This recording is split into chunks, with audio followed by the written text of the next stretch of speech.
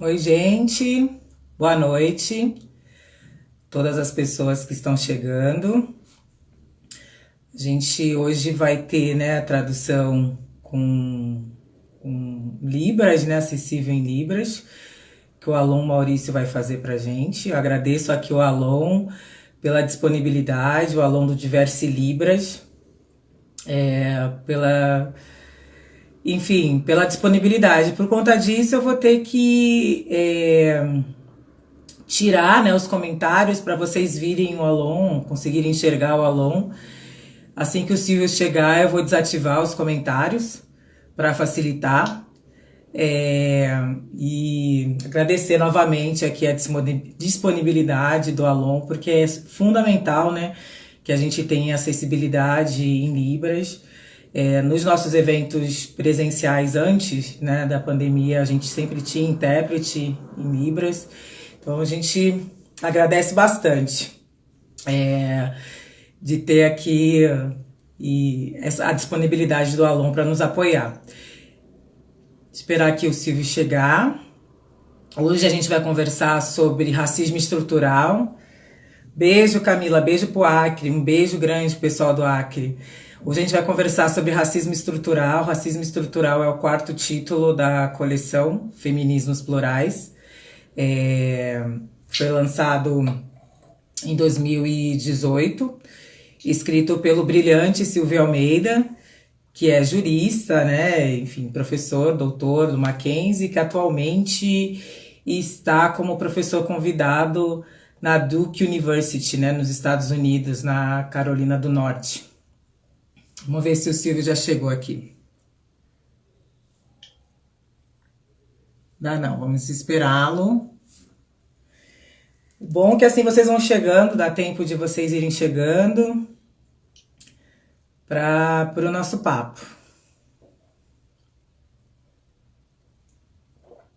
Lembrando que a gente vai deixar a live salva, né? A gente vai salvá-la e depois disponibilizar no nosso canal do YouTube da Feminismos Plurais. Vamos desligar os comentários.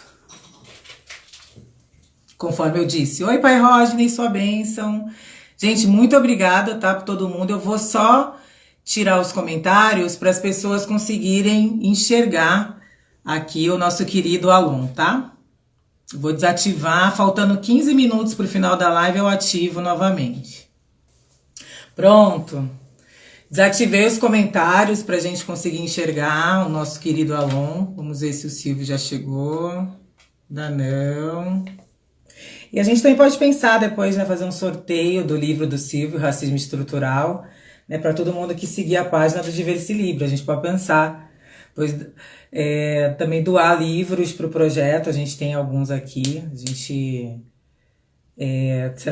terá o maior prazer de doar os livros. O Alon falou do interesse em traduzir para Libras, né, o livro do Silvio e também o Pequeno Manual Antirracista. Então depois a gente vai organizar aí um sorteio para as pessoas que seguirem Diverse Libras e também fazer uma doação pro projeto, né? Porque é extremamente importante o trabalho que eles vêm fazendo. Vamos esperar o seu Silvio chegar, né? Enquanto isso eu vou tomar meu vinho, porque, né? Acho que o fuso horário deixou o Silvio confuso, não é mesmo?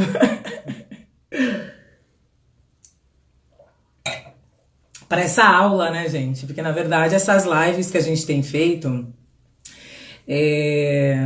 desde o início, né, quando a gente começou a fazer lives aqui pela minha página no Instagram, o objetivo sempre foi trazer temas de relevância, né? E eu fico nesse papel aqui de entrevistadora, mais ou menos, porque eu acho que é importante deixar os convidados e as convidadas falarem. E desde o início, né, a gente tem feito nesse formato, trazendo temas de relevância para a sociedade brasileira, mas, sobretudo, também dialogando com os autores da coleção, né? Ah, o Silvio disse que entrou, vamos ver. Que eu não tô... Ai, tá aqui. Estava aqui comendo bola. Me apresentar aqui, fazer o meu sinal para o pessoal da comunidade surda.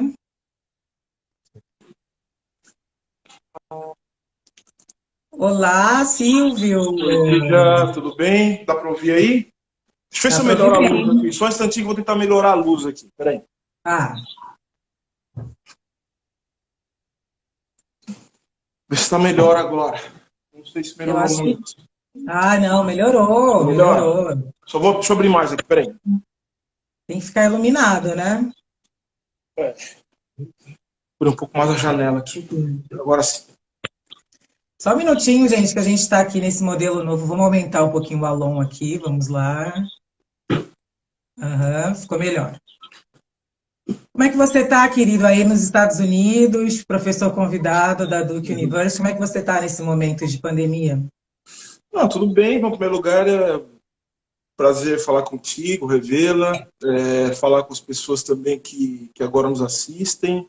Muita gente, pelo que eu estou vendo, e estou muito feliz de poder compartilhar com todos esse momento de discussão, de reflexão. Bom, aqui, enfim, por incrível que pareça, por mais que aqui também os estadunidenses, né, estejam sendo governados pela loucura, o fato de ser um país com instituições mais sólidas e ser o centro do capitalismo faz com que. Ah, e também vamos dizer, toda uma tradição política do federalismo, enfim, faz com que alguns lugares estejam lidando melhor com a crise do coronavírus, com a crise econômica, enfim, com tudo isso que a pandemia tem propiciado. Então, por exemplo, eu estou aqui na Carolina do Norte, né, na cidade de Durham. Aqui, eu já falei isso algumas vezes, tanto o governador como o prefeito, né, agiram muito rapidamente. A Universidade Duke também agiu muito rapidamente, determinou o fechamento, enfim, o isolamento, não mais que isolamento, aqui teve lockdown mesmo, e tanto que essa semana, desde sábado, desde ontem, iniciou-se a fase 2 da reabertura, já, Uau. iniciou-se a fase 2 da reabertura. E está toda uma polêmica aqui também, porque o pessoal de academia quer abrir, fase 2 não tem abertura de academia. Né? Então, o que abrem são os restaurantes, algumas lojas. Os restaurantes que abriram, eles têm todo um regramento, pode ser só no máximo 50 pessoas. Enfim, é assim que está acontecendo. E eu estou levando aqui a minha vida, né, no isolamento, né, enfim, tentando trabalhar, produzir, alguns dias mais, outros menos, não está fácil. Muita saudade do Brasil? Muita saudade do Brasil, mas tá do Brasil, dos amigos da Edneia, da minha irmã, né? da minha, da minha sogra, do meu sogro, enfim, da família, né? De uma maneira geral, mas, mas muito mais pensando na situação do Brasil hoje também, de que maneira, estando aqui ou aí, como é que eu posso contribuir para a gente poder refletir sobre quais caminhos a gente vai ter que trilhar agora, né, com essa, enfim, com essa insanidade que tomou conta do Brasil. É, se você sempre contribui, né? Você é uma pessoa, um intelectual incrível, que tem contribuído demais para o debate público, no Brasil. Além de ser um amigo muito querido, te agradeço mais uma Uma vez, honra imensa. por estar aqui, conversando com a gente. E a gente tem feito essas conversas, Silvio, com os autores da coleção, que a gente acha importante também que as pessoas, nesse momento de isolamento, tenham oportunidade, né, de dialogar com os autores e autoras da coleção. E a gente sempre tem começado assim, pedindo para cada pessoa se apresentar. Então, acho que nada melhor do que você mesmo se apresentar e contar. Claro que muita gente te conhece, mas muita gente também não sabe do que você fez, mas contar um pouco da sua trajetória. Tá. Bom, eu, eu sou filho da dona Verônica, que nos deixou ano passado, do seu Lorival, que também nos deixou, na verdade não nos deixou, né? Estão aqui com a gente, no meu coração. Meu pai faleceu em 2015, minha mãe no ano passado, finalzinho do ano passado, um pouco, 10 dias antes de eu vir para cá. Sou filho de um servidor público que foi um jogador de futebol muito famoso no passado, um dos poucos goleiros negros que esse país já teve, né? Um goleiro de muito sucesso. Meu pai foi o goleiro titular do Corinthians, mas jogou também no Atlético Paranaense, jogou no Uberlândia, jogou no Francana. Enfim, meu pai percorreu o Brasil jogando futebol. Minha mãe, a minha mãe sempre trabalhou cuidando de mim, da minha irmã, enfim, fazendo todos os esforços para dar todo o apoio que tornou possível, né, tanto a mim como a minha irmã estarmos aqui hoje. Uma família, eu sou da Zona Norte de São Paulo, sou paulistano, e estudei uma parte em colégio público, outra parte aquela coisa, né, em colégio particular, mas sempre com bolsa, aquela coisa da amizade, enfim. Mas me permitiu uma só da formação, né? Uma coisa que foi fundamental na minha vida foi que os meus pais, eles nunca me permitiram achar que havia alguma coisa que eu não pudesse fazer. Isso foi absolutamente fundamental. Sempre que eu falava que eu queria ser alguma coisa, eu queria ser advogado, não fazia a menor ideia do que era isso, tal, eles nunca me disseram que não era possível fazer isso. Sempre foi possível. Eu também tive várias referências no meu entorno familiar. Cito aqui os meus tios, as minhas tias, as irmãs do meu pai, figuras muito, todas elas também falecidas não há muito tempo, mas todas elas muito fortes, mulheres negras muito fortes, né? A minha tia Cleonice, minha madrinha, a minha tia Lore, que recentemente faleceu mais recentemente, a tia Isaura, que faleceu recentemente, a minha tia Lore, Cleonice, a minha tia Nenezinha, que foi uma grande inspiração, foi uma das primeiras mulheres negras a estudar no Lago São Francisco, isso ainda nos anos 60, né? Enfim, então eu tive muita gente que me inspirou e me mostrou que era possível, mesmo quando o mundo diz pra gente que era impossível. Aqui eu não faço discurso de autoajuda, estou dizendo que minha vida teve uma série de circunstâncias muito particulares, que permitiram com que eu, com todas as questões que envolvem a vida de alguém que é filho de trabalhador, que é negro, né, no Brasil, no caso, conseguiu chegar onde eu cheguei, enfim, e ter os planos e os anseios que eu tenho. Então, quer dizer, eu sou filho de circunstâncias muito específicas, que não são circunstâncias que se repetem na vida de todo mundo. Sou filho de circunstâncias muito, mas muito ocasionais, que me deram a possibilidade de estar onde eu estou. Né? E, bom, eu sou formado em Direito, né? Formado em Direito, me formei também em Filosofia, tenho duas formações, sou mestre em Direito Político e Econômico, sou doutor em Filosofia e Teoria Geral do Direito pela Universidade de São Paulo, onde também fiz meu pós-doutorado. Essa é a minha formação acadêmica, né? Enfim, eu sou um pesquisador da área do direito, da filosofia, da teoria geral do direito, uma área que eu gosto muito de pesquisar e que tem sido sempre das minhas preocupações, que está no livro também, é a relação entre crise e direito, né? Ou seja, crise, direito e Estado, né? Que é uma coisa que me interessa muito saber como é que a dinâmica das crises, as crises do capitalismo, elas interferem na dinâmica das instituições e também na própria constituição das instituições do Estado e do próprio Estado, né? E também o direito me interessa muito nessa mesma toada. Além disso, eu ando me interessando muito e que tem tomado muito das minhas reflexões, da minha escrita, enfim, tudo isso, e que é objeto é o pensamento social brasileiro. Eu tenho estudado o Brasil, tentando entender o Brasil, a Constituição do Brasil. Aqui eu dou 2 cursos, um dos cursos é Black Lives Matter, e Brasil e Estados Unidos, tentando entender a relação do movimento negro, como é que se formou o movimento negro no Brasil e nos Estados Unidos. E o outro curso é Direito e Raça na América Latina, né? Que é um curso que tem um curso para alunos já majors, né, de pós-graduação, alunos que já estão mais avançados. Isso tem me colocado em frente a muitas descobertas sobre a relação do Brasil com a América Latina, sobre a relação entre raça e economia política, sobre como a questão racial no Brasil, isso tem a ver com o livro também, né? Ela não pode ser compreendida sem entender a dinâmica da formação das economias e também do Estado nos países, não só da América Latina, o que é fundamental, mas dos países centrais também. Quando eu falo centrais, são do centro do capitalismo, né? Principalmente os Estados Unidos. É muito importante estudar a história dos Estados Unidos para poder entender como é que o racismo se configura. Então, essas são as minhas pesquisas, falei muito basicamente, e eu sou presidente do Instituto Luiz Gama, né?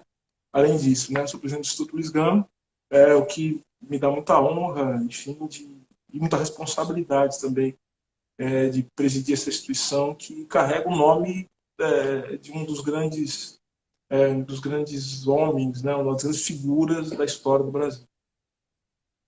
Nossa, né, gente? Depois desse currículo, não é mesmo, senhoras e senhores? Isso porque ele falou resumidamente, né? Por isso que é tão importante, né, ter o Silvio nessa coleção, né? Um homem com essa formação, e não só, né, da formação acadêmica, mas também do compromisso, né? De fato, com a mudança, né, na nossa sociedade. E começar falando, Silvio, então, do livro o Racismo Estrutural, que é o quarto título, né, da coleção Femininos Plurais, e a gente tem ouvido muito, né, no Brasil, depois do seu livro, eu sinto que esse tema está muito mais no debate, né, hoje, as pessoas estão falando mais sobre racismo estrutural. Como é que, só que mesmo assim ainda tem muitas dúvidas e tudo mais, claro que a gente não tem muito tempo, mas como é que você poderia definir, né, esse conceito de racismo estrutural? Tá. Bom, eu acho que a primeira coisa a dizer é o seguinte: esse conceito não foi por mim inventado, não foi criado por mim. Acho que é Não, muito. mas então depois do seu livro ficou Não, não, mais no debate não, público. perfeito. Não, você sabe disso de cor salteado. É que algumas pessoas acham que fica até uma briga, às vezes pessoas brigando, falam, não, é que o Silvio inventou o conceito. Aí depois fala, como é que você pode falar que o Silvio inventou o conceito? Eu não inventei o conceito. Esse conceito já é. E você teve aqui nos Estados Unidos, sabe que outras pessoas já vinham falando sobre isso, né, há muitos anos, né? Agora, o que eu acho que o livro faz, que é uma contribuição que eu me orgulho muito de ter dado, quando, quando me foi dada a oportunidade de escrever o livro na coleção. Eu acho que, primeiro, eu acho que eu organizei o debate, consegui organizar o debate, e não fazendo coleção do que as pessoas disseram, mas tentar organizar o debate, inclusive entre aqueles que já estavam debatendo, né? Dizendo o seguinte, apontando inclusive algumas contradições das pessoas que já falavam e mostrando alguma confusão, porque as pessoas misturavam racismo institucional com racismo estrutural, ficava um monte de várias classificações, né, que às vezes não querem dizer muita coisa. Eu acho que eu fiz um esforço e que está no livro para organizar um pouco o debate conceitual, que eu acho fundamental, e você, Edi, já aponta uma coisa muito importante, e esse conceito tem ganhado muita relevância no debate político brasileiro, e eu diria que mais, eu estou percebendo aqui nos Estados Unidos, por conta da pandemia, isso tem se tornado uma questão absolutamente central. É um conceito que tem povoado todos os debates sobre os efeitos da pandemia, especialmente, moralmente, da população negra. Então, eu acho que essa foi a minha contribuição, organizar o debate. Dizer o seguinte, olha, racismo estrutural é isso, porque estrutura e instituição são coisas diferentes, são conceitos, e a gente precisa utilizar os conceitos de maneira correta, porque a gente está falando de coisas que serão utilizadas como instrumento da luta política. São chaves de compreensão da realidade para que a gente possa agir na realidade. Então, o rigor conceitual é muito importante, até para que a gente possa exercer o papel, que é o papel dos intelectuais, que é justamente municiar as pessoas de possibilidades diferentes de compreensão do mundo. Mostrar que o mundo não é esse horror que a gente está vendo aí. Existem formas diferentes de ver o mundo. Essas pessoas que hoje mandam no mundo, mandam no Brasil, mandam nos Estados Unidos, elas são anticonceituais, porque elas não gostam de ciência, elas não gostam de inteligência. Então, a gente precisa justamente demonstrar que o uso dos conceitos, a nossa atividade como intelectuais, é uma atividade política por excelência. Então, eu acho que esse é o primeiro ponto. Agora, o segundo ponto, respondendo mais diretamente a sua pergunta, é o seguinte: o que eu acho que é a minha contribuição? Eu acho que o livro ele tem alguma coisa de original, porque, assim, O que eu faço é dizer o seguinte, quando a gente fala de racismo estrutural, a gente não está falando de uma forma específica de racismo, porque o povo gosta de fazer muita classificação. As classificações elas até são importantes, porque as classificações elas dão conta de permitir a identificação de fenômenos sociais, mas de forma parcial. O que eu digo no livro, está logo no começo, né, na introdução, né, é o seguinte: não existe racismo que não seja estrutural. Todo racismo é estrutural, porque o racismo ele não é um ato. O racismo é um processo em que as condições de organização da sociedade reproduzem a subalternidade de determinados grupos que são identificados racialmente. Então, assim, o livro, isso é uma outra coisa. Eu não estou falando só de racismo antinegro. É uma teoria geral sobre o racismo, sobre a configuração da raça.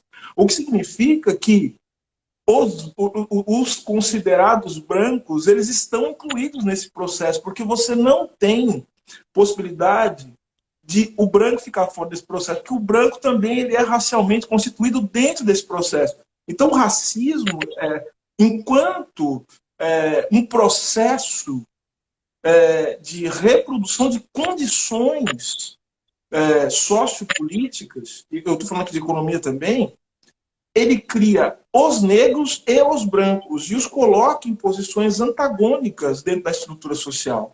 Então não é só uma questão moral, não é uma questão jurídica, né? Não é uma questão somente econômica, estrito senso. Tem a ver com... Ou seja, falar de racismo estrutural é falar de como, tanto, e aí eu faço essa divisão, coloco esses elementos, tanto do ponto de vista da economia, que é um ponto absolutamente central, porque a gente está falando aqui de igualdade, como também estou falando de igualdade, estamos falando de igualdade material, e a igualdade material ela configura a raça, né? O racismo é isso, ele se materializa em desigualdade, do ponto de vista material. Então, economia, política, ou seja, como o poder se organiza pela lógica do racismo e para também reproduzir as condições estruturais de uma sociedade racista. E aí a gente pode entender o significado, isso nos leva a entender o significado de, no meio de uma pandemia, você ter um governo que permite ações policiais assassinas dentro de uma favela ou dentro de comunidade de periferias. Né? Ou seja, isso tem, obviamente, o caso do João Pedro, né? do João Vitor, também, dos outros, do rapaz também, agora não lembro o nome dele, mas desculpa te cortar, você quer trazer você falar do João, vai ter um ato, né, pelo João Pedro, sim, né? Às 18 horas, a Colisão Negra por Direitos, eu acho que eu não tenho como olhar aí, né, olhar aqui agora, né? A Colisão Negra por Direitos está fazendo um dia de luto e luta pelo João Vitor, pelo João Pedro, perdão, pela vida do João Pedro. Na terça-feira, dia 26/5, às 18 horas, né? Isso.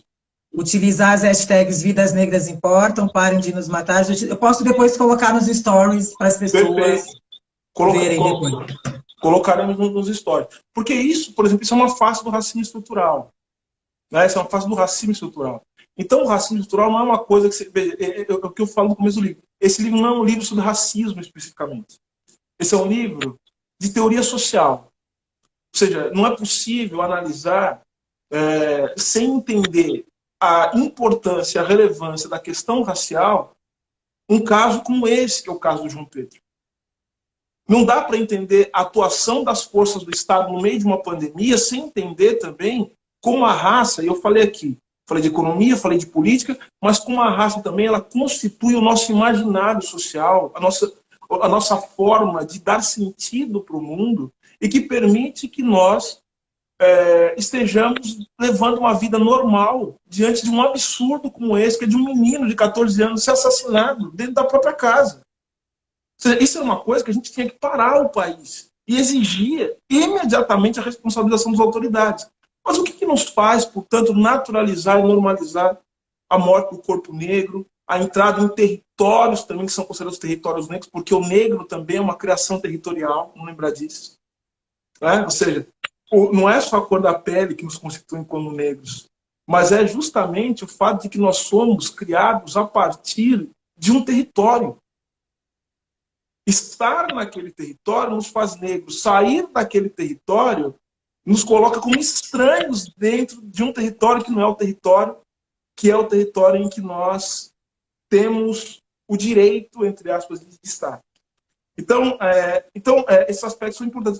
E o aspecto também que eu gosto muito de relevar é o aspecto jurídico. Né? Quando é o seguinte, o negro, o branco, a raça é uma criação jurídica. Ou seja, é necessário que haja uma classificação jurídica para lidar com as questões raciais. Né? Então, veja, tanto do ponto de vista das políticas públicas voltadas à população negra, mas como também do ponto de vista das políticas assassinas contra a população negra também, o que a história tem nos mostrado. Eu estou aqui num país, e assim, é uma coisa que eu falo no livro, mas tem muitos artigos sobre isso, estou escrevendo mais ainda sobre isso, né? Eu estou num país em que eu estou no sul dos Estados Unidos, né? Isso é importante dizer. Eu estou num país em que houve segregação racial. E a segregação racial no sul dos Estados Unidos, também, que não foi só no sul, que envolveu também a atuação, inclusive, do Poder Federal nos Estados Unidos, do Exército, por exemplo, a segregação racial ela foi um ato jurídico. Ela foi uma decisão da Suprema Corte americana. Né? A Suprema Corte americana, numa decisão famosa, clássica, que é estudada aqui, todos os alunos, mesmo que não sejam alunos de direito, estudam essa decisão, que é The Plessy versus Ferguson, e que o placar foi 7-1, né? Olha só, bem emblemático, como eu costumo dizer. 7 juízes consideraram que a segregação racial não feria a Constituição americana, separados mas iguais, e um juiz só, John Marshall Harlan, que é uma espécie de herói nacional aqui, ele disse que era um absurdo a segregação racial e que a segregação racial ela fazia com que a justiça deixasse de ser color blindness, ou seja, daltônica em relação à cor, porque a justiça não poderia ver cor. Mas veja só que interessante, estudando a decisão do John Marshall Harlan, sabe o que eu encontro, Djamila? É uma coisa surpreendente. Eu fui ler a decisão ponto por ponto, assim, né, para dar aula sobre isso. Aí, lendo a decisão, olha que coisa. Nós, por isso que o trabalho intelectual é um trabalho, nós somos trabalhadores, né, um trabalho duro, porque nós também temos que ter um treinamento para ler as coisas sem emoção, ou seja, sem preconcepções, porque a gente vai ler uma decisão Plessy versus Ferguson, às vezes a gente lê e não se atenta a detalhes, porque a gente já tem na cabeça que é uma decisão 7-1 e tem um juiz que foi um herói. Aí eu fui ler o voto do herói. Né? Aí, sabe o que está escrito no voto? Está escrito o seguinte, é um absurdo a segregação racial, porque, mais ou menos isso, porque os negros, eles são cidadãos americanos. Eles, olha só agora, hein? Porque eles não são iguais aos chineses, porque esses são radicalmente diferentes de nós. Você entendeu? Ou seja, para entrar alguém vai ter, para entrar um outro, alguém vai ter que sair. Então, ou seja, historicamente, neste país, nos Estados Unidos, existe uma discriminação contra pessoas asiáticas, os chineses. Não é uma coisa que começou agora. Percebe? Uhum. E é uma coisa que, pós-pandemia, nós vamos ter que ficar atentos, porque isso vai aumentar e muito. Radical. Eu tenho amigos em outras universidades, tenho uma amiga na Universidade de Colômbia, e a gente conversa muito, mandei esse texto para ela, que eu descobri, enfim, que seca essa decisão do John Marshall Harlan. E ela, a Ana Paulina Lee, que também é sua fã, gosto muito de você. Tal. A Ana Paulina, ela ela está me falando que aumentam os relatos de agressão a chineses. Chineses. Ou Asiáticos em pessoas geral, né? de asiáticos em geral, você não sabe a diferença.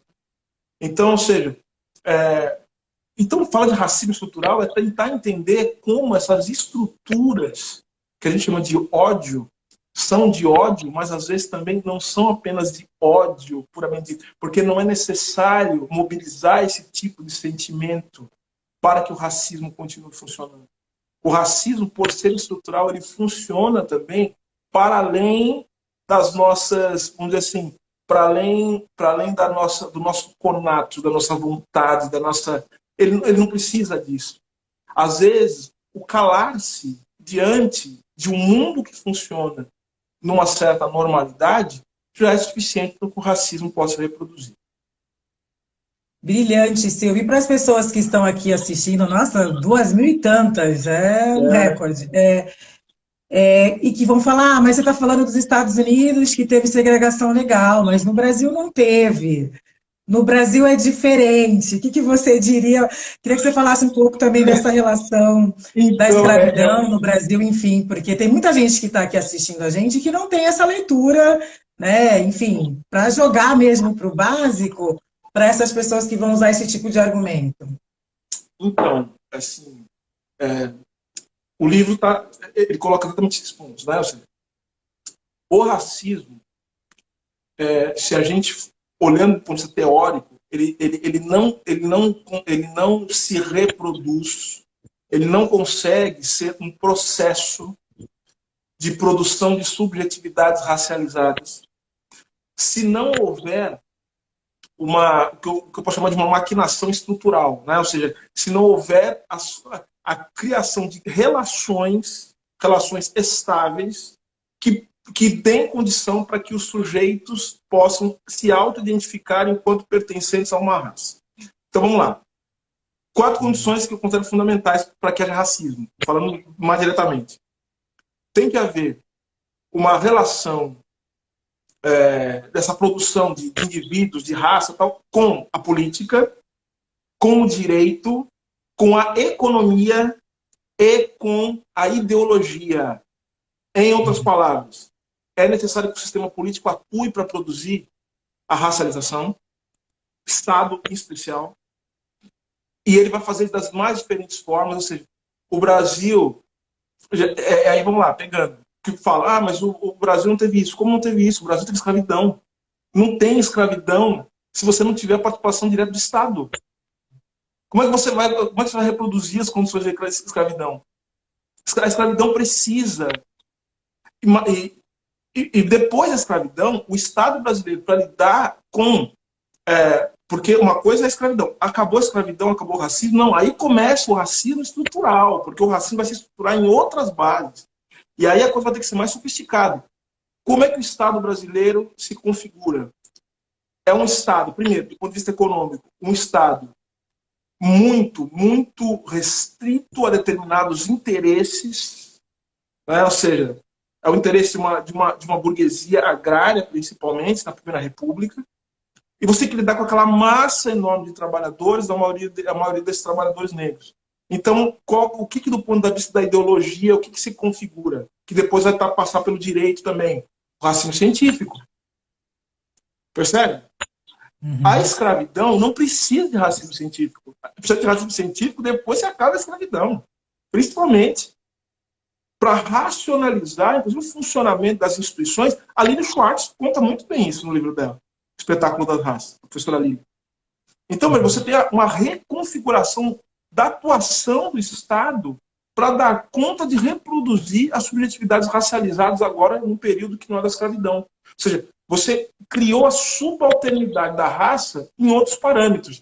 Você colocou num outro pote, que tem economia, uma nova economia, que não é a economia da escravidão, mas que o negro vai funcionar como subalterno. Você tem uma nova configuração também política, um novo edifício jurídico para dar conta de manutenção das desigualdades. E você vai ter também novos padrões ideológicos, que não estão só no Brasil, tá? Porque, veja, muito do que os brasileiros falavam e ainda falam sobre o racismo, muito do racismo é também importado. Então, para entender o discurso dos racistas no Brasil, é fundamental entender a maneira, inclusive o racismo religioso. É necessário entender o que foi essa desgraça que aconteceu aqui no sul dos Estados Unidos. O sul dos Estados Unidos produziu e produz ainda muito da configuração do ideário racista do mundo. E não é só por meio de ignorância, não. Há teóricos do racismo, que hoje são os chamados teóricos da extrema-direita no mundo. Eles são racistas. Eles estão reconfigurando o darwinismo social. Então, ou seja, é óbvio que teve no Brasil política de Estado para reproduzir o racismo, porque não existe possibilidade de falar de racismo sem falar de direito. Se não houvesse as faculdades de direito do Lago São Francisco e de Recife, não haveria um apoio absolutamente fundamental para formar todos aqueles juristas que foram centrais, tanto na configuração da escravidão, como depois no pós-escravidão, com o darwinismo social, né? com a eugenia. E depois, no Estado Novo, você tem a mesma coisa, tem uma outra reconfiguração, que é uma nova economia. Agora você tem que ter um racismo que se adapta ao quê? A uma economia industrial. E aí vai entrar o discurso da democracia racial. Por isso que eu sempre digo, o pessoal me pergunta, professor, eu não quero ler Gilberto Freire. Eu falo assim, você vai ler. Não é questão de você querer, é um baita de um autor, porque a gente tem que entender como esses caras pensam. O Gilberto Freire não é qualquer coisa. Inclusive, as confusões que as pessoas fazem no Brasil com raça estão todas ali. O Gilberto Freire é um cara que elogia os negros, está elogiando. Você lê o livro dele e fala, mas está elogiando. Só que logo depois, né, ele fala uma coisa absurda em relação às mulheres negras, em relação... Aí o Gilberto Freire, você está lendo o Gilberto Freire é um gênio. Ele começa a elogiar o Marx, fala assim, os marxistas estão certos. Tal. Aí daqui a pouco ele fala uma coisa absurda. Assim, que é uma coisa absolutamente, parece que é uma coisa contrária do que ele acabou de falar. Né? E é contrária mesmo do que ele acabou de falar, porque assim, quando você lê o Gilberto Freire, tem que entender o seguinte, é o racismo no Brasil. Ele fala isso. A obra dele é uma obra que tem que ser entendida como uma obra em que há uma tentativa de unificar contradições. Ele quer unificar, ele é contraditório, como é o método da contradição. Fala uma coisa e fala outra. E é isso aí, isso é o Gilberto Freire. São as contradições que convivem. São as unidades contraditórias. É o Brasil, não é o Brasil? Ou seja, uma economia industrial, mas uma massa de pessoas pobres, miseráveis, maltratadas. É um país que aponta para o futuro, mas que nunca se descola do passado. É tentar a cultura brasileira, né? O samba, o carnaval, a feijoada, mas... exportação e tal. Não, isso são coisas sofisticadíssimas. E aí está uma coisa que os grandes intelectuais do Brasil perceberam, inclusive os racistas. O que de melhor o Brasil tem, sabe quem faz? O povo brasileiro, que é o povo negro. São as coisas mais sofisticadas que o Brasil tem, são as coisas mais interessantes que o Brasil produziu. É aquilo que notabiliza o Brasil no exterior, aquilo que nos dá uma imagem minimamente positiva. Os nossos grandes intelectuais, eles foram criados, eles vêm da onde que eles vêm? Ainda aqueles que conseguiram chegar na universidade, ou que passaram na universidade, eles vêm da onde? Eles vêm da roda de samba, eles vêm do terreiro, eles vêm da favela, eles vêm da pobreza, ou tiveram contato com isso.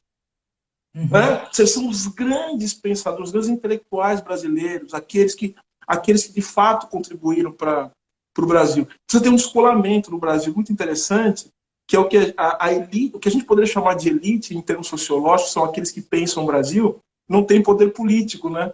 São os artistas, os intelectuais, né? São as pessoas pobres. Essa é a elite do Brasil. Agora, no Brasil, o que não é elite é justamente a classe dominante. É só ver a reunião ministerial para você ver. A reunião ministerial prova o seguinte, são essas pessoas que mandam no Brasil. É o pior tipo de gente possível. Né? E, Djamila, eu quero te fazer uma pergunta. Você imagina uma coisa. As pessoas têm uma impressão muito errada. Sabe qual é a impressão errada? Que o povo acha bonito aquelas coisas que foram ditas lá. Porque as pessoas acham que pobre gosta de gente mal educada. Isso é mentira. Vai, por exemplo, na casa de um parente seu, quando você era mais nova, enfim, a gente pode até falar palavrão, só que não tem sentido. Desrespeitar Não. pessoas, a gente, se eu Ainda me mais nas famílias pretas, mas imagina. nunca, Mas nunca. mas nunca dentro de um terreiro, mesmo dentro de uma igreja evangélica. Então essas pessoas estão muito equivocadas. Você tem uma intelectualidade no Brasil também, que é colonizada, que acha que pobre reproduz esses padrões. Assim, essa é a hora, portanto, da gente utilizar. Aí que tá, aí tem que ter tática e estratégia, tem que ser inteligente. Utilizar esse vídeo para mostrar para as pessoas que o Brasil não é essa porcaria que esses caras estão fazendo. As pessoas não gostam de gente mal educada. O sujeito, quando a gente vai no terreiro, a gente põe a nossa melhor roupa. A gente respeita as pessoas. Quando o pobre vai para a igreja, o evangélico, ele põe o terno surrado, o terno é velho, mas ele põe o melhor terno que ele tem, ele põe a melhor roupa. Ele respeita as pessoas. Então você tem uma coisa que quem é mal, quem gosta de uma educada, é uma certa classe média, branca, tal, que esse aí, eles não gostam, porque eles não gostam de nenhum tipo de regulação. Eles acham que qualquer tipo de ordem, qualquer tipo de respeito é infringir a liberdade deles. Porque qual que é a liberdade que eles querem? Liberdade para maltratar os outros, para ser racista, né? Para pisar na cabeça de pobre. Então, é isso então, que a gente tem que entender. Então, ou seja, não existe, respondendo a sua pergunta inicial, né? Não existe possibilidade de pensar que o Brasil não criou aparatos de poder e aparatos jurídicos que reproduzam o racismo. E eu vou repetir para você algo que eu falei para os meus colegas aqui, os americanos, que vieram falar: nossa, como é que no Brasil vocês não se revoltaram ainda? Vieram falar isso para mim. Sabe o que eu falei para eles? Falam, né? Sabe o que eu falei para eles? Seguinte, pelo seguinte, primeiro que no Brasil, ao contrário de vocês, nós somos maioria mesmo. Então o Estado brasileiro é muito mais competente do que vocês podem imaginar. Pensa que o Estado brasileiro é fraco? É forte. Tem que exercer o domínio sobre milhões de pessoas, tanto ideológico como político. A elite brasileira, eu acho que até mais ou menos nos anos 70, é talvez uma das mais ardilosas e inteligentes do mundo. Conseguiu criar um país com tanta contradição e com tanto problema, com tanto conflito. Unificar um país. Ou seja, nossos instrumentos de opressão, de violência, são coisas que vocês nunca viram. Vocês nunca viram parecido. Eu falei, agora, só que eu falo para eles, agora vocês tomem cuidado. Porque vocês ficam com esse discurso de sociedade pós-racial, vocês vão ver o que vai acontecer. Porque uma coisa que o Brasil sabe fazer é exportar tecnologia da morte. Então talvez vocês aprendam da pior forma que existem meios de matar, de destruir, que não envolvem a violência direta, tal como vocês conheceram aqui. Entendeu? Ou seja, cada estado e cada realidade vai manifestar o racismo. Né? O racismo estrutural, a ideia de racismo estrutural é uma ideia de criar uma teoria geral sobre como o racismo se configura. Mas agora, como o racismo se materializa em cada contexto histórico, aí é um trabalho da sociologia. Aí temos que ver o seguinte: o racismo estrutural é um livro de método, entre aspas. Ou seja, eu quero estudar como se dá a questão racial em Cuba, por exemplo, que é uma coisa que eu estudei aqui com os meus alunos. Então, eu tenho que estudar assim, as instituições, como é que funcionam, como a sociedade se organiza, a economia, a história do país. Vamos estudar, por exemplo, como se dão as relações raciais no Haiti, como se dão as relações raciais na República Dominicana. Então, você vai vendo, portanto, que existe uma espécie de história de longa duração, né? Ou seja, você tem algumas questões que configuram o racismo como um fenômeno mundial, que está ligado diretamente à reprodução do capitalismo global. Só que, assim como o capitalismo ele se materializa de maneiras diferentes a partir da realidade histórica específica de cada país, a raça, que também faz parte desse processo, também se configura de maneira distinta.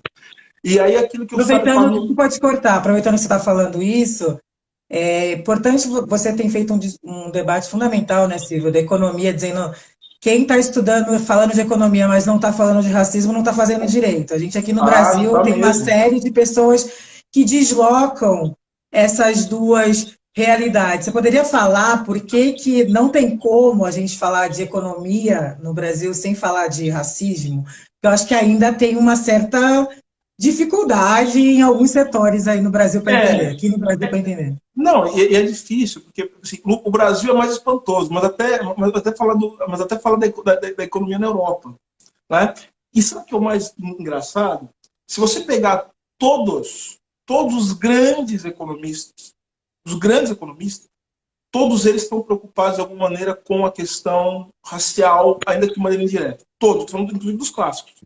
Porque eles estão preocupados com uma coisa, pegar os clássicos, com a questão, com a formação das sociedades capitalistas.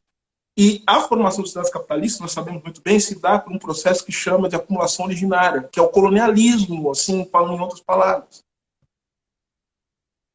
O colonialismo ele é sustentado do ponto de vista teórico, melhor, do ponto de vista ideológico, sabe por quê? Pelo racismo. Você não tem como descolar colonialismo de constituição, de configuração de uma alteridade radical. Você precisa transformar o outro numa coisa absolutamente diferente de si. E era mercadoria, né? Pessoas negras eram mercadoria. Sim, pois é. Então, assim, é uma coisa que eu tenho conversado muito com o meu parceiro Júlio Veloso. Né? A gente está produzindo muito nessa coisa da escravidão e tal, e pensando aqui na escravidão. Então, o Júlio até me mandou um áudio hoje de 5 minutos, né? A gente toma assim, 5, 6 minutos. Assim, impressões, né? O sujeito tá fazendo alguma coisa, tá cozinhando, não sei o quê, tá tomando agora, aí tem uma. Olha, aí começa a gravar um áudio de 5 minutos. Aí o Júlio fez uma reflexão muito boa. Ele tá falando assim, Silva, a gente precisa estudar, porque a gente fala muito dessa questão dessa relação entre escravidão e, enfim, de economia, enfim, direito, né? Mas tem uma coisa que é muito reveladora, que é o seguinte: a escravidão no Brasil, ela não é uma coisa que está fora da modernidade capitalista, muito pelo contrário. Para entrar na modernidade capitalista, o Brasil ele teve que apostar numa sofisticação cada vez maior da escravidão.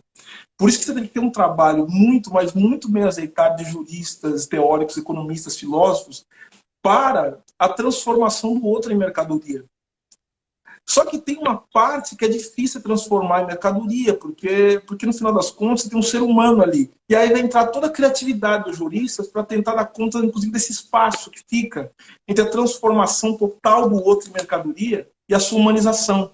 Então o direito vai entrar nesse espacinho justamente para tentar equilibrar essa total falta de reconhecimento do outro enquanto ser humano com a total identificação do outro enquanto mercadoria. Percebe? Então, ou seja, primeiro, um economista que se recusa a tratar de raça, primeiro que não é exatamente um homem, uma pessoa da ciência. É um ideólogo. É um ideólogo no pior sentido da palavra. Tá? Um ideólogo... eu diria que é um ideólogo do racismo estrutural. No sentido, é uma pessoa que vira as costas para uma compreensão profunda da realidade e que não entende que economia é, antes de tudo, economia não é só número, falar de economia é falar de relação social. É falar de como as pessoas se organizam socialmente para produzir aquilo que é necessário para se reproduzir materialmente, em todos os sentidos. Então, se não colocar o racismo nessa equação, como é que o racismo atua nesse processo de produção das condições materiais da vida, a gente não consegue entender a economia, somente no Brasil, na América Latina. Por que o sujeito fala assim, eu vou estudar a economia latino-americana, só que eu não quero falar de raça? Desculpa, não é economista. Pode ser, é um ideólogo, né, de alguma coisa, tem algum interesse por trás que às vezes nem ele sabe qual é. Mas a questão, não é economista. Né? Quer que eu te dê um exemplo? Eu quero voltar, porque a gente está uma audiência enorme, 3 mil pessoas agora. Vamos embora. Recorde. Agora eu quero dizer uma coisa. Teve um fio ontem no Twitter de um professor de história, o Fernando. Ele chamou a atenção para uma coisa muito interessante. Chamando a atenção, por isso que eu falo, essa reunião ministerial, ela revela coisas sobre o Brasil. Assim, Jamila, que Oxalá nos dê muita saúde, nos dê muita vida longa, sabe por quê? Porque vai ser sensacional ver o que no futuro as pessoas vão fazer com esse material. Que nós também vamos poder fazer. Porque, veja, ele pega um trecho da fala do ministro da Economia, sensacional. Na fala do ministro da Economia, ele cita como exemplo de como a economia brasileira pode se desenvolver se adotar as medidas que a Alemanha adotou para a reconstrução. Ele fala reconstrução pós-Segunda Guerra. Ele não está falando reconstrução pós-Segunda Guerra, ele está falando da reconstrução pós-Primeira Guerra. Sabe por quê? Porque ele cita o nome de Hjalmar Schacht. Hjalmar Schacht foi o ministro da Economia do Terceiro Reich de Hitler. E o Hjalmar Schacht, o Schacht, ele foi banqueiro, mandou o banco da Alemanha, né? Depois ele se tornou ministro da Economia.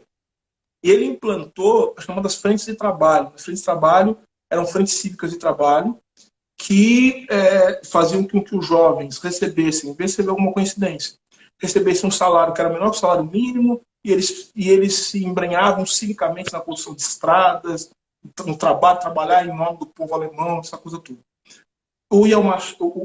Esse ministro da Economia ele ficou no poder até 37, depois ele foi substituído, tal, e aí ele ficou num cargo até 43, depois ele tentou conspirar contra o Hitler, foi julgado pelo Tribunal de Nuremberg, enfim. Mas, assim, era um nazista, assim, teve o lado dos nazistas. Só que vamos lembrar o seguinte, as pessoas aí começaram a entrar na página dizendo o seguinte, não, mas vocês estão confundindo, porque o nazismo e a economia nazista são coisas diferentes. Olha isso, Djamila. Para começo de conversa, as frentes de trabalho eram parte também de propaganda, chamou de Hitlerjugend, né? Que é da juventude hitlerista. Ou seja, era parte também de um processo cívico de superexploração do trabalho, né? E que, em 1935, foi potencializada pelas leis de Nuremberg, que começam todo o processo de perseguição aos judeus. Então não tem como você separar a economia nazista do nazismo. Assim como você não separa a economia de Pinochet de Pinochet. E você não separa a economia do Paulo Guedes do Bolsonaro. Você está entendendo? E você não separa a escravidão, porque a escravidão é economia. Quem pensa a escravidão, de uma economia baseada na escravidão. Percebe? Então, ou seja, é fundamental que nós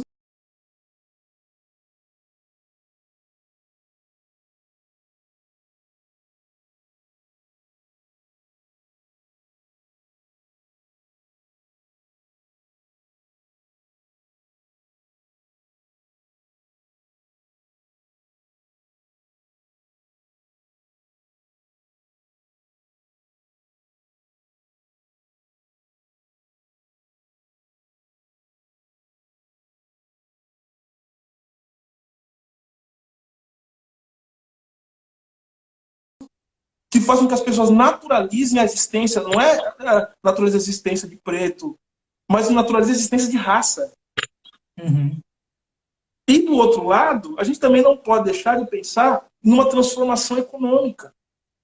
Sem uma transformação econômica, a gente não consegue desmontar as máquinas de produção da raça. E que, no final, são as máquinas de produção da morte. Percebe? O racismo, a raça não é uma coisa boa. A raça é uma criação que está diretamente ligada ao direito de matar. A legitimação para destruir a vida das pessoas, para destruir não só a vida física, mas para destruir o sentido da vida. Porque, veja, Djamila, vamos lá, assim, falando um pouco da pandemia. Eu estou escrevendo um artigo sobre isso que vai sair aqui, e eu estou muito feliz porque é um artigo, é uma revista que a Judith Butler publicou no último número e eu vou publicar no próximo. Eu estou muito feliz com isso. E é o seguinte, eu estou fazendo uma reflexão sobre a pandemia porque eu li numa revista o seguinte, na revista New Yorker, a New Yorker saiu um belo artigo dizendo o seguinte, olha, como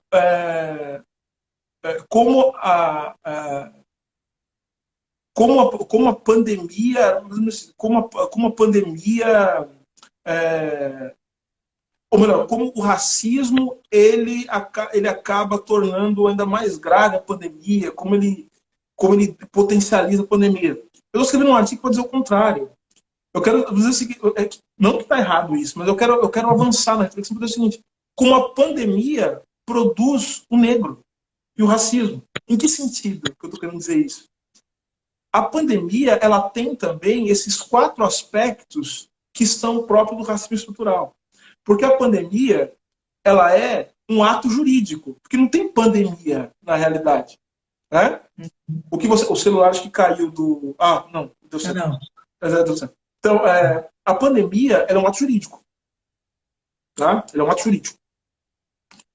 Mas, porque a OMS fala assim, a partir de agora estamos em pandemia, então decreta-se mais ou menos uma pandemia. A pandemia, ela também é um ato político. Porque ela vai necessitar... a decretação de pandemia vai fazer com que seja necessário reorganizar o sistema político. Uhum. A pandemia, ela também está relacionada às questões econômicas. Nós estamos sentindo isso. Há uma série de mudanças, transformações econômicas por conta da pandemia. E, por fim, a pandemia ela também está diretamente relacionada a mudanças na construção ideológica do mundo. Então, a gente vai começar a dar outros sentidos para o mundo depois da pandemia. Os indivíduos e os grupos sociais vão ganhar outro sentido. O modo de tratar a pobreza e de tratar os pobres muda por conta da pandemia também. A pandemia vai desencadear uma série de processos de restrição social e econômica a grupos que já eram vulneráveis. Vai potencializar, como já está ocorrendo aqui no Brasil, discursos de eugenia. De eugenia. Então, ou seja, a pandemia ela está não só reorganizando as estruturas do capitalismo em crise, né? Por isso a gente tem uma pandemia também, porque a gente tem um capitalismo em crise, mas está reorganizando também a própria configuração da raça. Porque vejam que insere-se mais um elemento de racialização e de naturalização da morte dos corpos negros, que é justamente o fato dessa pessoa ser portadora de um patógeno que nos ameaça e que, portanto, nós temos que ter medidas sanitárias contra essas pessoas que podem carregar uma ameaça invisível. Elas já são uma ameaça em si, mas agora mas não apenas pelos seus atos, mas por aquilo que elas podem carregar no corpo. Então é melhor deixá-las morrer. Faça que morram, então. Isso, Jamila, eu não estou inventando. Isso está na fala das pessoas, de empresários. Eles não precisam falar, porque a gente sabe. Veja, o Fábio Mariano, né, fez uma live assim, lindíssima com o Pai Roda, mas uma coisa lindíssima. E ele desvendou um dos aspectos que eu estou colocando aqui, que eu acho que são sensacionais. Né? Ele colocou muito bem. A gente fala que a raça é um estar disponível para a morte, é uma marca que torna determinadas pessoas disponíveis para a morte e outras com um certo privilégio, que não se trata de privilégio aqui como não sofrimento, mas um privilégio como aquele que não está marcado, né, inicialmente para a morte. Então, ou seja, o Fábio Mariano colocou uma coisa linda, porque ele disse a morte, no final das contas, ela enquanto evento natural, ela é incorporada aos sentidos da vida a partir da socialização, a partir da história. Nós vamos, portanto, contando a nossa história, narrando o começo da vida e o fim da vida. Então, o fim da vida, ele não pode ser apenas um evento biológico. Ele é um evento que tem que ser carregado de sentido. E ao chegarmos ao fim da vida, esse sentido ele deve ser o quê? Ele deve ser recolocado, colocado sentido na vida a partir da morte, para que todas as pessoas pensem o seguinte, olha assim, foi um dos meus e ele será lembrado, ele viverá em cada um de nós. Né? Ou seja, porque isso conforta, não é conforta o morto, mas conforta as pessoas que estão ao redor, que sabem o seguinte, a minha vida não será em vão, porque assim, quando eu me for, serei eu lembrado. Eu continuarei existindo junto com as pessoas que aqui ficaram. Seja qual for o meu destino. Então, ancestral que o candomblé nos ensina muito, né? Sim, sim. Isso está no candomblé, mas assim, isso é um dos grandes problemas, por exemplo, que você vê, Jamila. A gente no Candomblé, a gente fala isso, mas para mim, o Candomblé, se você pegar, esse é um dos grandes problemas da Grécia Antiga, de Roma, você estudar a ideia dos cemitérios. Né? O Júlio me lembrava ontem, você sabe que uma das coisas, você vai na Cidade de Deus, do Santo Agostinho, que eu no segundo ano de faculdade, né? De filosofia, o Santo Agostinho, ele fica um tempão, tentando acalmar as pessoas para dizer que diante da invasão do Império Romano, mesmo aqueles que não puderem ser enterrados vão para o reino dos céus.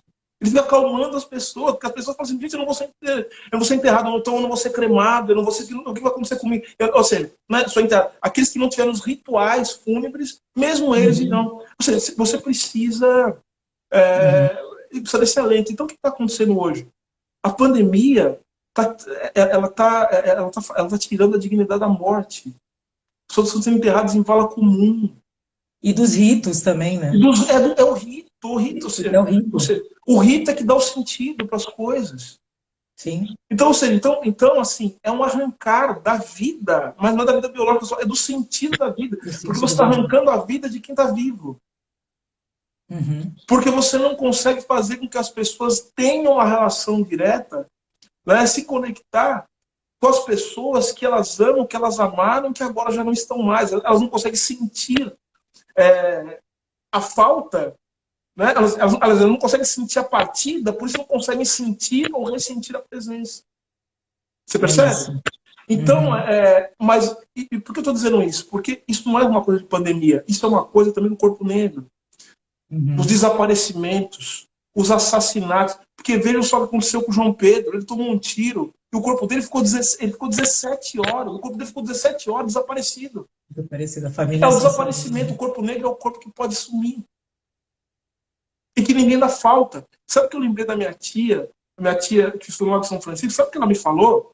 Ela disse o seguinte: daqueles que se engajaram na luta contra a ditadura militar, é o que ela me dizia, tá? Os negros que tinham na faculdade eram os primeiros a sumir. É mesmo? Eu falei, é mesmo? Ela falou, é. E aí eu fiquei pensando, sabe por quê? Porque são aqueles que ninguém vai dar muita falta. É o Amarildo. Você entende? Então, é o corpo negro que, assim, ele pode sumir, desaparecer. Então, eu acho que uma das coisas fundamentais que a gente tem que fazer, Jamila, para pensar essa questão do racismo estrutural, é justamente desmontar essas máquinas da morte. E quando eu falo desmontar a máquina da morte, é desmontar as máquinas que reproduzem a normalidade. Então as pessoas estão dizendo, quando acabar a pandemia, vamos voltar ao normal. A gente não pode voltar ao normal. Eu não quero voltar ao normal. Nós não podemos voltar ao normal, porque o normal é a morte, o assassinato, é a desigualdade, é a miséria, é a pobreza. A gente não pode voltar ao normal, meu amigo. A gente precisa caminhar para um outro sentido de mundo. E sem desmontar esse maquinário da raça, a gente não vai conseguir avançar. Eu estou falando para os brancos também, porque eles também são produzidos aqui no Brasil enquanto brancos. Só que eles foram para aqui para os Estados Unidos, eu sempre dou esse recado. Brancos do Brasil, aqui nos Estados Unidos vocês não são brancos. Sabem disso? Vocês são latinos. São latinos. E, Silvio, desculpa te cortar, que a gente está se encaminhando para o final, é que essa live está tão incrível, está uma aula maravilhosa, você é genial, estou aqui boca aberta. Eu te conheço há anos, mas toda vez que eu te escuto falar, a gente está se encaminhando para o final, antes que o Instagram derrube a nossa live, você trouxe a questão da branquitude. Queria que você falasse um pouco, Silvio, porque as pessoas estão usando um pouco o conceito de racismo estrutural tão fundamental como você brilhantemente já nos trouxe, para se eximar de responsabilidade. Eu começo o Pequeno Manual Antirracista te citando, pegando uma citação do racismo estrutural, porque as pessoas falam, não, mas o racismo é estrutural, e como é estrutural, eu como indivíduo branco não posso ser responsabilizado por isso. Gostaria que, nesse final, você falasse um pouco sobre isso, porque as pessoas estão utilizando isso, enfim, para negligenciar, para continuar nesse silêncio, como você falou, né? Que às vezes o silêncio já é a manutenção, né, dessas políticas de morte. Então, assim, acho que a coleção de livros plurais, todos os livros, são justamente para que as pessoas assumam a responsabilidade. Então a pessoa não pode pegar um conceito, assim, porque se uma pessoa que fala isso, ela não leu o meu livro, né? Não leu. Então, ela ouviu o passarinho cantar em algum lugar e está fazendo pedra, ela fez isso. Gente, não faz o menor sentido. Além de uma passagem literal que eu tenho no livro, que é que você cita, ou seja, a ideia de racismo estrutural é justamente para que a gente consiga entender o quanto nós somos constituídos por esse processo. E uma vez sabendo que somos constituídos por esse processo, agora é a hora de assumir. Não é ficar com culpa, é assumir a responsabilidade política, ética. Veja, não é moral. Estou falando ética, no sentido de que colocar-se em questão o tempo todo, porque é essa a diferença. Ser ético é justamente você colocar em questão os seus valores. Uhum. Não é você se apegar a eles. Isso é o moralismo. Você se apega. E veja, e o racismo parte também de um certo moralismo. O sujeito que é muito moralista, ele pode ir para o racismo, tranquilamente. Você fala assim, não, eu não quero.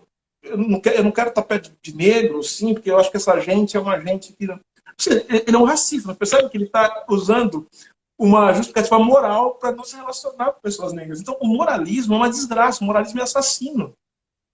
O governo brasileiro é um governo do moralismo.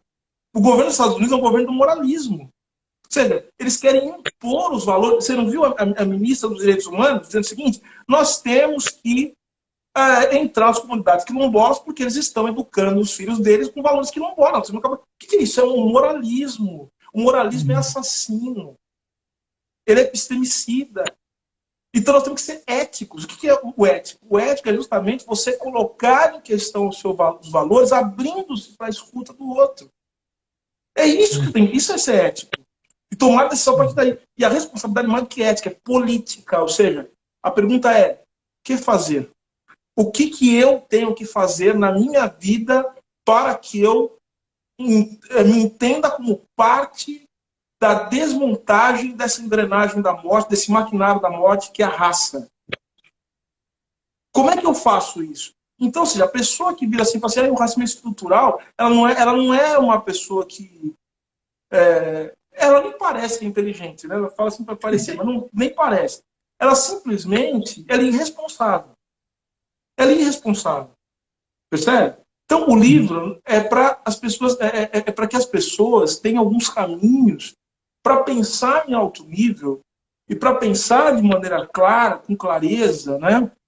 E já dizendo clareza, ser claro, branco não é claro, branco ele tem uma cor, que não é claro. Ser claro é outra coisa. Tudo tem que explicar. Senão o pessoal começa a escurecer, umas coisas também que. Enfim, não, claro é o seguinte, claro, a roupa do xalá é clara, branco é outra coisa. Mas assim, nós temos que entender com clareza o seguinte, que o conhecimento teórico ele é muito nosso aliado, de todos nós. Um conhecimento teórico que se faz a partir do diálogo com várias possibilidades de compreensão do mundo. O conhecimento teórico é aquilo que nos organiza para a prática, é aquilo que desnaturaliza as estruturas pactuais do mundo e que nos levam, por exemplo, a achar que o horizonte daqueles homens brancos mal educados, mal ajambrados, horrorosos, é o horizonte máximo do Brasil. Não é. O Brasil... Silvio, desculpa de novo te cortar, que você falou de uma coisa fundamental, que às vezes a gente escuta esse anti-academicismo até de pessoas negras, né? Mas vocês estão aí escrevendo livros e os jovens negros estão morrendo. Queria que você falasse que essas dimensões estão ligadas, né? Que não tem como você falou, o conhecimento teórico nos ajuda a organizar. Queria que você enfatizasse essa importância, né? Porque às vezes é o que a gente escuta, né? De que, mas aí não leva a nada, porque vocês só estão fazendo teoria. É engraçado, porque todos os grandes, pelo menos não todos, mas os mais relevantes revolucionários e revolucionários que eu conheço, eles escreveram livros, né? Escreveram livros, mudaram a vida das sociedades em que eles estavam, escreveram muito, inclusive. Agora eu acho engraçado, né? O pessoal gosta de falar isso, mas gosta de citar Angela Davis, né? E alguém vai falando, gente, a mulher ela chegou até na lista de gente que era perseguida pelo FBI. Ela foi presa, né? Aí o pessoal gosta de falar também. Gente, tem e Thomas Sankara. e Mandela, né? E tantos outros, tantos, a gente tá, A própria Marielle, né? uma Tinha Marielle, educação de pois é, mestrado. ou seja, na verdade, aqui as pessoas têm uma coisa que é justamente fruto daquilo que elas mais criticam, né? Ou seja, quando as pessoas falam, por exemplo, falam de como o eurocentrismo, né, como ele invade a academia, né, mentes colonizadas, quando eles separam teoria e prática, eles estão justamente reproduzindo o suprassumo do colonialismo mental e reproduzindo todas as matrizes de pensamento que eles se negar. Porque assim como a gente não separa as nossas tradições, no caso a gente especificamente, né? A gente não separa corpo e espírito, não tem essa separação. Né? Ou Exatamente. seja, a gente não separa teoria e prática. A gente não separa teoria e prática. Para nós, principalmente nós que somos negros, filhos de trabalhadores, latino-americanos, brasileiros, na periferia do capitalismo, quando a gente produz um livro, a gente faz um baita de um ato político. Um baita de um ato político. Você imagina uma pessoa que entrou na universidade por meio de política de cotas. A política de cotas foi uma das estratégias fundamentais que o movimento negro no final dos anos 70 ali construiu. Sabe por quê? Porque eles pensaram o seguinte: nós precisamos criar uma bandeira, né? Uma bandeira que unifique todas as pessoas em prol da causa negra. Se a gente começar a falar só de transformação econômica, que é isso que a gente quer, as pessoas não vão vir junto. Então a gente precisa pedir uma coisa, que quando o branco vê que a gente está pedindo, a gente está vindo para estudar. Como é que você falar assim, não, vocês não podem estudar é ruim? Então nós precisamos criar uma estratégia política para que nós possamos estar em espaço de legitimação. E a universidade, no Brasil, ela não é só uma coisa, não é um lugar só de treinamento de mão de obra. A universidade é um fator de poder. O sujeito, quando ele está na universidade, pelo menos é assim, ele se acha no direito de ser melhor que o outro. Então, a universidade é uma máquina de produzir branco. Assim, é um elemento fundamental da chamada branquitude. Branquitude não é uma pessoa, não é um grupo. Pois A é. branquitude é uma ideologia. É isso que a pessoa fala. Porque, às vezes o pessoal fala assim, não, porque essa branquitude não tem essa branquitude. Não tem isso. A branquitude é uma ideologia, né? É uma constituição de sentido do mundo que naturaliza uma posição de superioridade de pessoas que são identificadas enquanto brancas. Então, ou seja, a construção do branco se dá justamente por estar na universidade. Então, o movimento negro percebeu isso e falou assim: vamos desmontar, vamos bagunçar isso aí, porque tem que bagunçar a máquina de produção da raça. E agora você vai dizer o seguinte: você vai dizer que essas pessoas que lutaram justamente por isso, que sofreram, e que tem como resultado o fato de você estar agora na universidade, disputando esse espaço, diante de um governo que quer acabar com a universidade pública, que quer acabar com todas as universidades, porque quer destruir o direito de pensar. Gente, a gente tem mais agora que escrever, tem mais agora que produzir, e tem mais agora que fazer, e esse é o trabalho dos professores, das professoras. A gente tem que participar de formação, porque uma das coisas que a gente tem que fazer, Jamil, isso é muito importante para quem é realmente revolucionário. Quem é revolucionário, quem quer transformar as coisas, precisa justamente pensar que o que configura o nosso mundo enquanto desigual é a divisão de trabalho manual e intelectual. Então, o que a gente precisa fazer? A gente precisa fazer com que as pessoas, né, que estão colocadas nessa ideia do trabalho manual, que elas tenham a possibilidade de entender as coisas do seu mais alto nível. E essa é a tarefa. Nós, os intelectuais, fazem o quê? Eles tentam traduzir esses aspectos da realidade de tal forma que eles possam, depois de um trabalho feito pelos pedagogos, pelos professores, pelos educadores em geral, para que eles possam se traduzir em formas de mobilização popular para uma luta antirracista, democrática, anticapitalista. É isso que a gente tem que fazer. Perfeito, Silvia. Ai, gente, que aula, né? Olha, foi o máximo da audiência que a gente teve desde os começos das lives aqui. Te agradecer, Silvio, por essa aula maravilhosa. Gente, eu fiquei com o livro do Silvio aqui a live inteira, essas mais 3.000 pessoas que estão aqui nos assistindo. Que é isso, quem quiser, por favor, né? Depois dessa aula maravilhosa, eu acho que vocês têm que ir lá no site da Editora Pollen e comprar esse livro. Comprando 3 livros da coleção, tem frete grátis. A gente está agora com as livrarias todas fechadas. Então, está com as promoções bem legais no site da Editora Pollen. Comprem o livro do Silvio. Gostaria de aproveitar a oportunidade também para divulgar o edital que a gente tem, que a gente está fazendo agora com a Editora Pollen, que é Mulheres e Homens Negros Invisibilizados no Brasil. Vocês que conhecem pessoas incríveis, que tiveram trabalhos que foram impactantes para as suas comunidades, escrevem para a gente, pode escrever para a gente, o edital personalidadesnegras@gmail.com, edital personalidadesnegras@gmail.com. Vamos selecionar 15 artigos, desses 15 artigos vão ser publicados pelo selo Sueli Carneiro, e os 2 primeiros colocados ou colocadas, cada um ganha R$ 5.000, e as outras 13 pessoas R$ 1.000 cada um ou cada uma. Então, também aproveitando aqui para divulgar esse edital, que a gente prorrogou as inscrições agora até 31 de julho.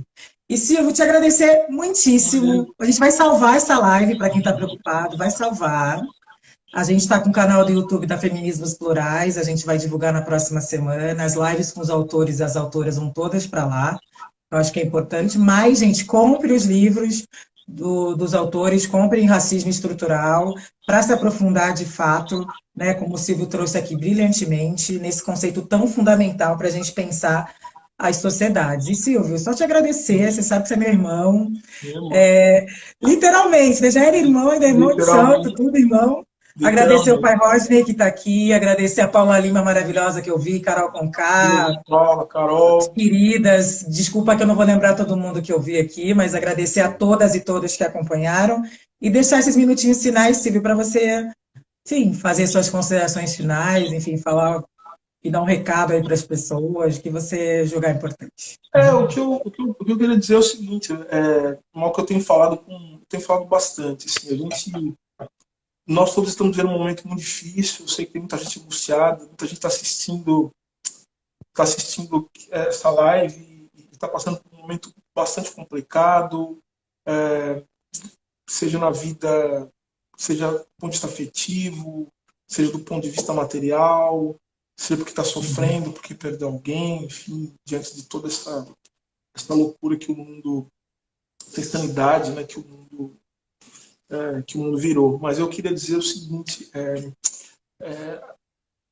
a história ela é uma coisa fantástica, porque a história ela faz com que as coisas se modifiquem, mas não de maneira espontânea. Há certamente uma contingência que a gente não pode controlar, mas também há projetos que a gente pode construir. E dentro desses projetos que a gente pode construir, não pode ser do nosso horizonte o fato de que a gente pode projetar um mundo melhor. E nós somos o resultado, com todas as dificuldades que nós temos, de pessoas que ousaram pensar que o mundo pode ser melhor.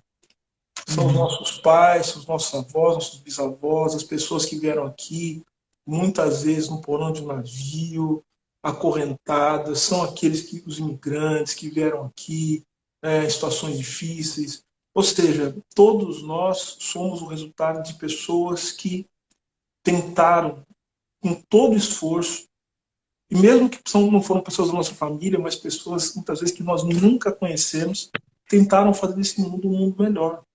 Que tentaram entregar para a gente um mundo melhor. Então, o que vai nos mover a partir de agora, é justamente o fato de que nós vamos ter que lutar para que nós possamos entregar para as pessoas que virão depois de nós um mundo melhor. E é isso que vai nos animar. É isso que vai nos fazer sorrir. É isso que vai nos fazer levantar da cama com ânimo e nos abraçarmos quando for possível e festejarmos, porque a gente luta festejando e festeja lutando. É assim que a gente faz. Então, a gente vai levantar todos os dias. Eu peço isso, e é o que eu tenho tentado fazer, e quando for difícil, que fique o meu abraço a cada um aqui, que fique também o meu incentivo, porque saibam, nós precisamos estar juntos, eu preciso de vocês, para que eu possa entregar para aqueles que virão depois de mim um mundo melhor. É isso. Ai. Querido, obrigada muito por essa aula maravilhosa. Você sabe que eu te amo. E te agradeço muito porque você trouxe esse alento para as pessoas hoje, com essa conversa, com a tua generosidade, com o teu brilhantismo. Agradecer mais uma vez o Diverse Libras, o aluno Maurício, por ter feito aqui a tradução para Libras. Agradecer muitíssimo a disponibilidade do Diversi Libras e te agradecer, meu irmão, por tudo. Seguimos juntos e Tamo em junto. breve, né, que a gente possa se abraçar, enfim, que a gente Abraçar possa matar e saudades. tomar esse vinho aí pessoalmente. Tomar esse vinho juntos, né? Pois é. Ouvindo um jazz, né? Que eu tô agora com vitrola, você tem que vir aqui em casa pra gente ouvir uns vinis. Pô, vou adorar, vou adorar. Eu só não peguei o vinho e falei assim, como eu preciso pensar em alto nível, assim, eu falei, não vou nem. Vai, né? Eu tava Falei, de não. espectadora, eu podia, eu É, podia. mas agora eu tive atraso. Beijo, querido. Obrigada mesmo, viu? De Beijo. coração. E obrigada a todas as pessoas que acompanharam aqui a live, que esse Obrigado. brilhante, queridíssimo, um dos maiores aí, intelectuais que esse país já produziu. Imagina. Um Beijo, beijo, gente. querido. Obrigado. Tchau, Di. Tchau, Alon. Obrigada. Muito Tchau, Alon. obrigada. Obrigado, Alon.